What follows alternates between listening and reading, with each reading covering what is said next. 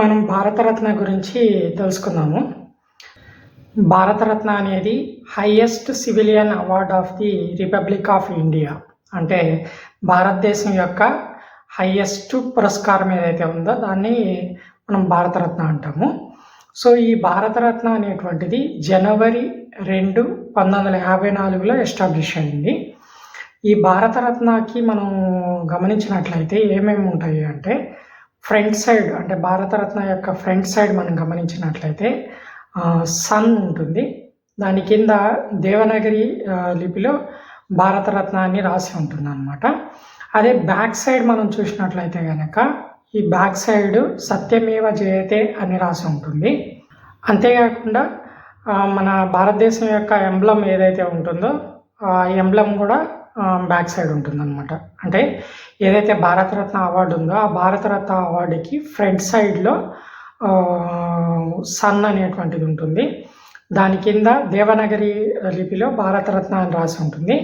యాక్చువల్గా చూడడానికి ఈ భారతరత్న అవార్డు అనేది మన రావి చెట్టు ఆకు ఉంటుంది కదా, హిందువుల పూజిస్తూ ఉంటారు కదా రావి చెట్టు, ఆ రావి చెట్టు ఆకు ఎట్లా అయితే ఉంటుందో సేమ్ అదే విధంగా ఉంటుందన్నమాట ఈ భారతరత్న అవార్డు అనేది.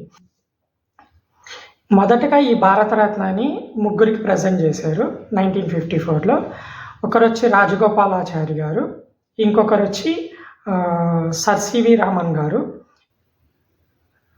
First vice president of India and second president of India Sarvepalli Radhakrishnan గారికి ఇచ్చారనమాట మొదటగా.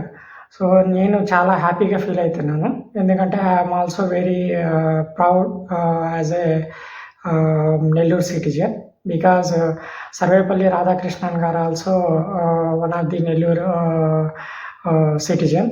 So basically we are not dividing ప్రాంతీయ అభిమానం అంతే తప్ప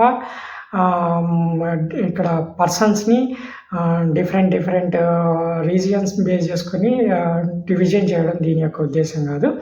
ప్రాంతీయ అభిమానంతో నేను చాలా హ్యాపీగాను ప్రౌడ్గాను ఫీల్ అవుతున్నానని చెప్తున్నాను ఇక్కడ, అంతే. సర్వేపల్లి అనేటువంటిది నెల్లూరు డిస్టిక్లో ఒక నియోజకవర్గం అనమాట.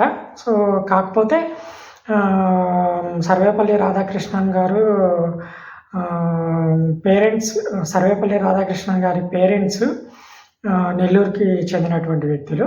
కాకపోతే వాళ్ళ ఫాదరు మద్రాస్ ప్రెసిడెన్సీ కింద వర్క్ చేశారనమాట. అంటే అప్పట్లో బ్రిటిష్ వాళ్ళు మద్రాస్ ప్రెసిడెన్సీని పరిపాలిస్తుండేవాళ్ళు. సో ఆయనకి మద్రాస్ ప్రెసిడెన్సీలో వర్క్ చేసేటువంటి అవకాశం వచ్చింది బ్రిటిష్ గవర్నమెంట్ కింద. దానివల్ల ఇంకేమవుతుంది అంటే సర్వేపల్లి రాధాకృష్ణన్ గారి యొక్క పేరెంట్స్ మద్రాస్కి షిఫ్ట్ అయ్యారు. దానివల్ల సర్వేపల్లి రాధాకృష్ణన్ గారు మద్రాసులో జన్మించి ఉండొచ్చు మేబీ. సో అందుకని మా సర్వేపల్లి రాధాకృష్ణన్ గారు బోర్న్ ఇన్ మద్రాస్ ప్రెసిడెన్సీ అని ఇచ్చి ఉండొచ్చు కావచ్చు.